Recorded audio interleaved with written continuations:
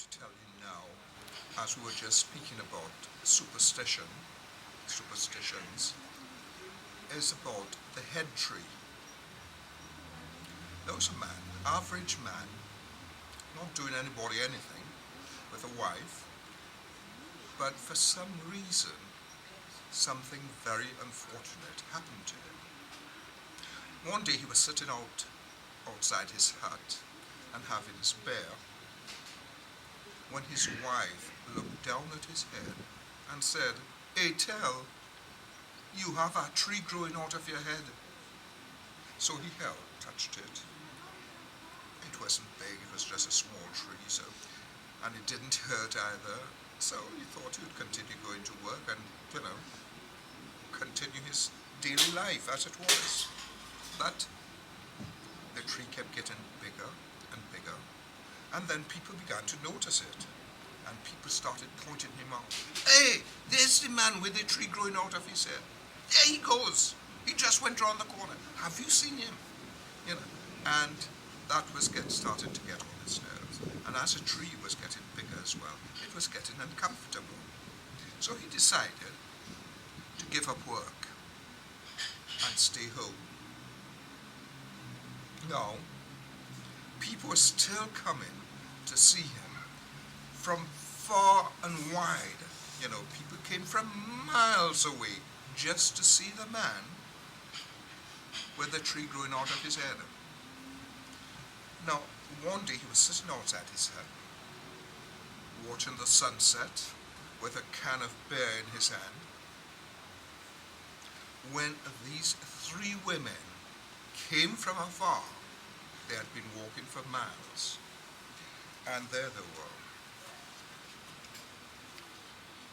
One was a fat woman with a loud colored dress, flowered dress on, and she stood with, I think, her right hand on her hip, and she said, "Mon Dieu, it's true. The man really have a tree growing out of his head." The second one, who was the bashful one, had on a hand-me-down dress reaching all the way to her ankles, colorless, because all the color had been washed out of it. Arms folded, as I said, she was a bashful one, arms folded, and she said, "He's a good man, He say he don't do nobody nothing." The third one, buxom woman, no nonsense, she said, clicked her fingers, and she went, chops, sucked her teeth, and said, "He must be bad, or else why he punished that way?" Now, the poor man was sitting just a couple meters away, and he heard it all. So when his wife came back in from the garden, now in the Caribbean, the garden is a place on the hillside or mountainside which is cleared, and you plant food to eat. So she came from the garden that evening, basket of stuff on her head for the next week's meals, and she had the cutlass in her hand. Now, in Jamaica, the cutlass is called a machete. So she had that still in her hand, and he told her about what had happened. And he told her as well, he wanted her to cut down that tree because it had enough of it. She looked at him and said, "Etel, if I cut down the tree's growing out of your head. You may bleed to death." He thought of it and he said, "That is true." So anyhow, he'd heard of this woman who lived just outside the village of Monwachet, who was able to use charms to cure things of the sort. So he thought he would brave the roads and go to her, and he did. Walked all the way to Monwachet. When he got there, he knocked on the woman's door, and she came, opened the door, and she looked at him, and she said, "Boy, What you do that you punish that way? So he stamped and said, I don't do nobody nothing. I's a good man. She said, well, if you don't do anybody anything, you intend to do, because you're being punished. Anyhow, my mother had told me what herbs are good for that kind of thing.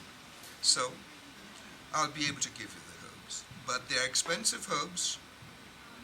So she went in, she got a bag and she dug in it and she got the herbs and she told him, now listen, I'm going to give you these herbs and the tree will fall in about a fortnight.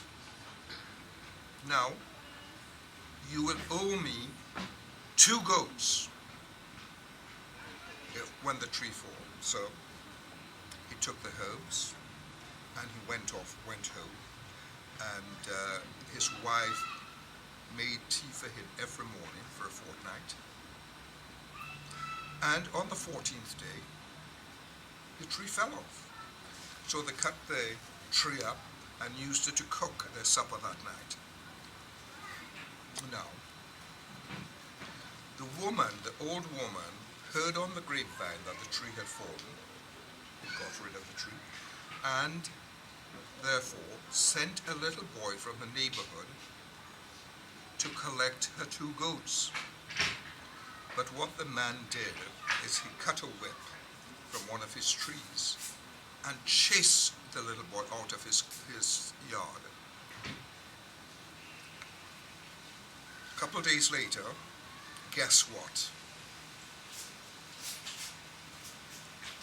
When his wife brought him his bear on his stool outside the door, she told him, hey, tell the tree growing back, and it growing back bigger this time. And the poor bloke thought, oh dear, he's going to have to face that woman again. So he got 2 goats, and he brought them up, and he tied them outside her door. And he knocked, and the woman said, you is a bad man, very bad man. When you make a person a promise, you got to keep it. Even if that person is a woman with nobody to protect her, you still keep your promise. Now, I'll give you some herbs that will be able to get rid of the tree for good. But this time it's going to cost you 6 goats.